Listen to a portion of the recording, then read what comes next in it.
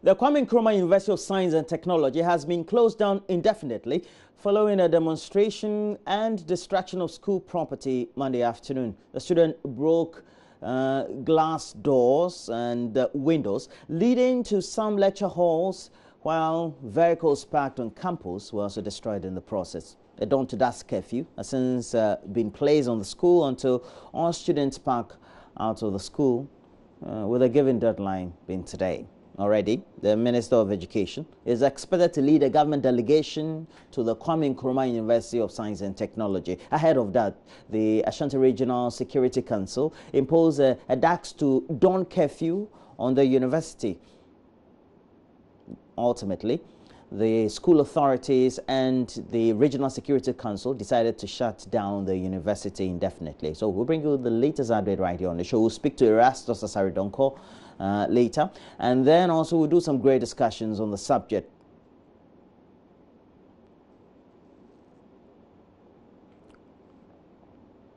In Accra, one person has been confirmed dead in the collapse of a shopping complex at Legon. 6 others sustained injuries in the accident, which happened during work hours to add more floors to the multi-story structure. The Accra Regional Commander of the Ghana National Fire Service blamed negligence on the part of the contractors who were working on the building during the period. Emmanuel Jivenu was at the scene and brings us the latest. This was the scene when JoyNews arrived at the Legon Mall. Workers were being evacuated from the building after part of the extension collapsed. The deceased was identified as Fabulous, a construction worker. The 6 others who were injured, also construction workers, are receiving medical attention at the Legon Hospital and the 37 Military Hospital. Greater Accra Regional Fire Officer Ebenezer Simpson spoke to JoyNews about the incident. First, we noticed that there is an extension being carried out behind Legon Mall. There's an extension, construction work, and we realized that a beam of about 10 meters being supported by 3 columns had collapsed. Actually, we saw them down on the ground. This happened on the 6th floor of the part under construction. Yeah, then we later learned that some people were hurt and had been conveyed to Legon Hospital. So we rushed down to Legon Hospital, where we were told 7 casualties were brought there. Unfortunately, one reported, one was dead. 2 had been referred for, I think, scanned and X-ray. At 37, they suffered some degree of injury on parts of the body, especially the legs, and they are being treated. So that is the situation now. We are making effort to get the contractor, but he's nowhere to be found. All his workers have vacated the premises. So in your preliminary investigations, does that mean it's the negligence of the part of the contractor? Obviously, something went wrong, because for a beam at that floor to collapse, something might have gone wrong. If they had taken all safety measures in place, this thing wouldn't have happened. If that collapse had happened, the workers should have been protected in a way. But unfortunately, I even hear somebody jumped, but I wasn't there. That is, yes. So I suspect something might have gone wrong over there. That's why we find ourselves in this situation. The accident scene has since been cordoned off by the police. Managers of the facility have remained tight-lipped. They, however, posted notices on the building informing customers of the temporary closure of the mall.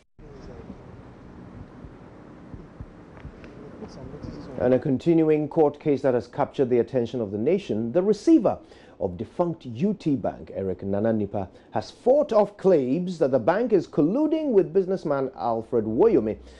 Deputy Attorney General Godfrey Dame has alleged the receiver is frustrating government's quest to satisfy a 51.2 million cedi debt owed the state by claiming ownership of residential facilities that it has earmarked for sale. The Deputy Attorney General on Monday cross-examined the receiver for the defunct UT Bank as part of measures to convince the court to allow the state to sell these properties. There's more in this report. Proceedings on Monday started with counsel for the defunct UT Bank, Akwaku Jr., accusing the deputy AG of breaching the ethics of the legal profession by whipping up public interest in a manner that affects integrity of the receiver, Eric Nana Nipa, who he says is simply doing his work. Deputy AG Godfrey Yeboah-Dami, in response to the accusation, advised the defunct bank's lawyers to address the court appropriately with the relevant transcript of the interview if he feels aggrieved. He argued he owes the duty to educate the public on the matter, which he did without exceeding his boundaries. Justice Benin agreed with the Deputy AG that such a concern must be appropriately raised. He, however, advised the Deputy AG to refrain from such commentary as much as possible, even though he says he did not find anything wrong with the commentary. Mr. Nipa then mounted a witness box for the cross-examination that lasted 2 hours. Mr. Dami suggested to the receiver that 1 year after the bank had bought the properties from Mr. Wuyeme, it granted him a loan using the same as collateral. Mr. Nipa, who was shown documents backing the loan agreement, disagreed. He explained the loan documents made a vague reference to 2 properties at Trazalco Valley Estate, which in his opinion couldn't be the same as what the bank acquired. The Deputy AG pressed further whether the receiver was aware of any other property beyond the 2 the bank claimed to own as belonging to Mr. Oyeme at Trazalco Estates. Mr. Nipa responded that they were still investigating the matter and were yet to conclusively identify any. Hearing of the case was adjourned to October 26. Now let's do some mainstream politics. And former communications minister, as well as trade minister, Dr. Ekospio Gabra, has described contracts such as the NCA's common monitoring platform as overpriced and entirely unnecessary. The man talked about common monitoring platform was commissioned on Monday, with President Akufo-Addo urging network operators to comply with a directive to connect to all systems in place to ensure government gets the revenue due it. But speaking on PM Express, Dr. Ekospio Gabra said such contracts were often used to siphon monies from the telecommunications sector. My own sense of these kinds of contracts is that very often they are overpriced, and in many cases they are either not entirely necessary or local experts, if properly incentivized, could also undertake a similar exercise without the huge $100 to $20 million cost that you are suggesting. Rightly or wrongly, there's, generally speaking, a perception that many of such contracts are just ways to siphon money out of the telecom sector. Yes, to be sure, it's not only the telecom sector that needs to be monitored in terms of inflows and outflows and revenue assurance. The financial sector needs a lot of monitoring as to the way currencies are manipulated. The mineral sector, in terms of what happens to our gold and how much of it is declared, how much of it gets exported. By and large, if the systems require interconnection and interplacement within the systems of the telecom companies, they shouldn't cost the range of monies that you are indicating. But sometimes it depends on the size of the economy, the number of customers, the nature of the monitoring systems. What exactly are we trying to monitor? Is it just revenue flows, or is it also call and data rates? And the issues of cybersecurity and also issues of data protection and privacy. So it depends on which dimensions of all these different characteristics and criteria are being monitored. Meanwhile, Dr. Ekospio Gabra has expressed his disappointment at the NPP government for abandoning so many factories, including the Commander Sugar Factory, which the NDC government revived. The Commander Sugar Factory, the Poalogo Tomato Factory, the Ayensu Starch Factory, and the Avayime Rice Factory in the Volta region are but a few of the abandoned factories in question. Dr. Gabra told Ivan Spencer on the PM Express it did not make economic sense to abandon such factories and start the One District, One Factory initiative. The financial sector is in disarray, contracted 13% over the last 2 years. The city is struggling. Exports are not moving. Imports are still dominating the economy. Ghanaians don't feel that they are in charge of their own country and their own economy. They've done nothing to the factory when they have a One District, One Factory policy of bringing new factories into Ghana, and when they have a factory that's already existing, and where they must show capacity to manage that factory, if you like, better than NDC did, if that's the point you want to make. But if you're able to leave an asset that your father gave to you and let it rot while you go and look for other new assets and new properties to create or build, I don't think you are impressing most people. And it's not the people in the Commander Elmina area who were looking to 300 or more jobs in the factory and over 1,000 more jobs in, ancillary services, sugarcane cutting and carting and driving and crashing and so forth. So the jury is out on what the NPP is going to do. But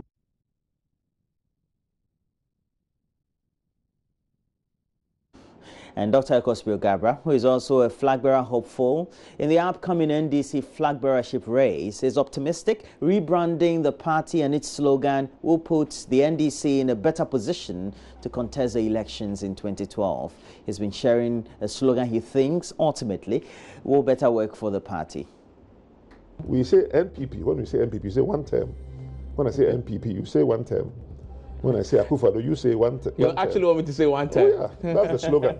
And when I say NDC, then you say we are coming back. Okay. NDC, we are coming. That's part of the rebranding. So you actually believe that? So Ezu is a nice slogan. Okay. When I ask NDC people, what does it mean?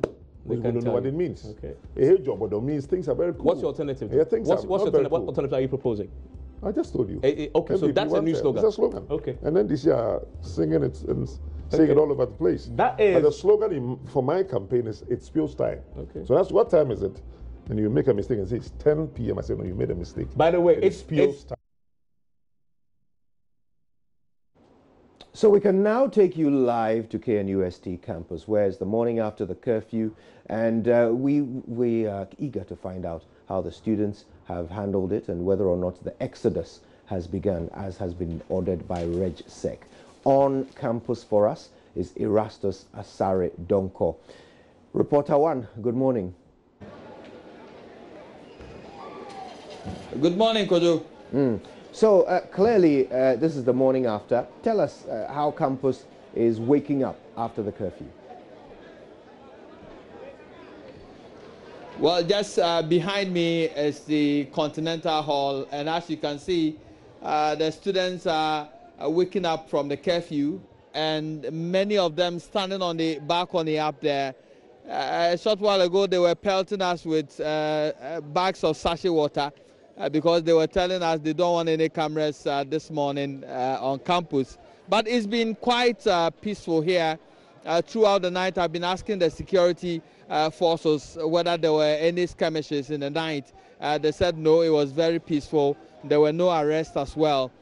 This morning, also in front of me, up there on the hill, we are seeing VIP buses, commercial buses, taking advantage of the fact that students are leaving campus by noon today.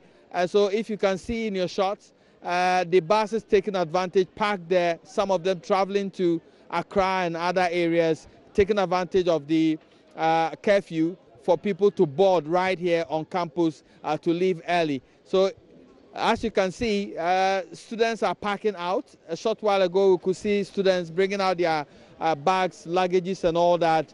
So it's been a busy morning where students are preparing to leave campus before midday today. Clashes, but how are the students responding to this order? Are any of them planning to defy it and stay on campus? Well, I wouldn't know, but if you look at the posture of the students this morning, all of them standing on the balcony up there, it doesn't look like all of them are preparing to leave. But then maybe getting to about 10 a.m. or 11 a.m., we'll be able to see whether indeed some of them will defy the order. But for now, we can see many of them bringing their wares out. There are buses parked here where people are boarding. And so it's early days yet. We're still monitoring the scene to see if anybody at all would defy the order by midday and what the security agencies who are camped here will want to do concerning that one. Tell us about the presence of the security forces. Are you able to estimate numbers, and do you have an idea of what sort of equipment and riot control gear they've brought with them? Well, yesterday as we were leaving, we could count over 20 armed police and military personnel stationed here yesterday. But there could be more because we are seeing one of the military patrol vehicles parked at the gate, at the main entrance, with about 5 armed military men in there. When you get to the roundabout, just to my left here, we have a police pickup truck with armed men in there, also parked and waiting. When you get towards the KNUST administration block, we have another police vehicle parked there with armed police and military personnel also stationed there. There are others who are also patrolling the entire campus with pickups as well. They are using the normal rifles. Some of them also are using the military, what I would describe as the desert vehicles that they are using. Very, very intimidating indeed. That's what they are using at the moment. So there are security checkpoints all across campus, and I'm learning that they will be beefing security up in the course of the day to deal with any issues that might crop up. How about campus private security? Any sign of them? Well, Kojo, totally non-existent right from when the demonstration started, because they were the target of the demonstration, and so it's good for their safety to be withdrawn. And I must say, all of them have been withdrawn at the moment. They are not on campus, they are not visible, they are not working. It's only the police and military officials who are working at the moment.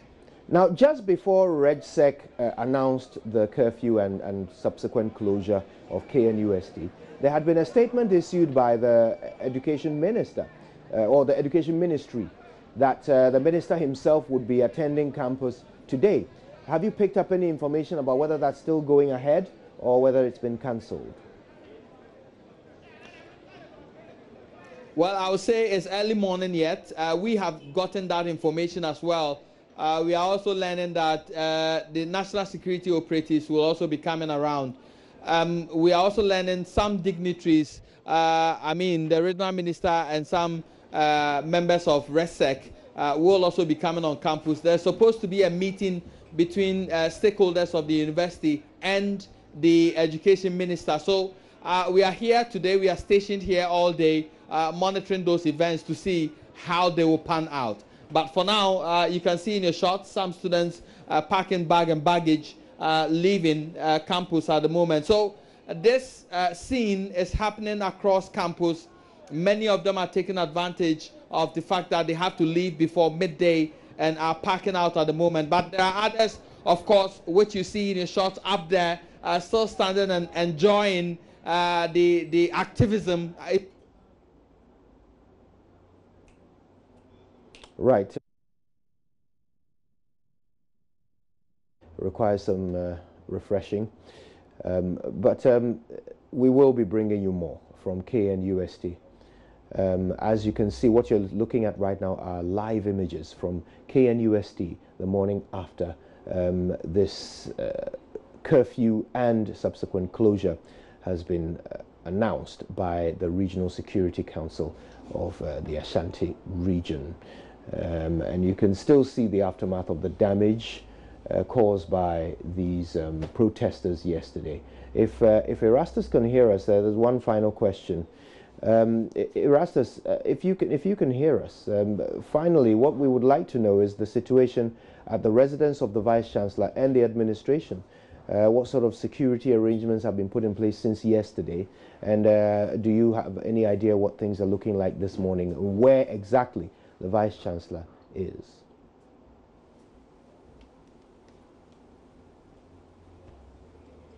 Right. We're working on that audio so that we can reconnect with Erastus for even more updates from KNUST. If you want to know what's happening there, this is where you need to stay, because we'll bring it all to you.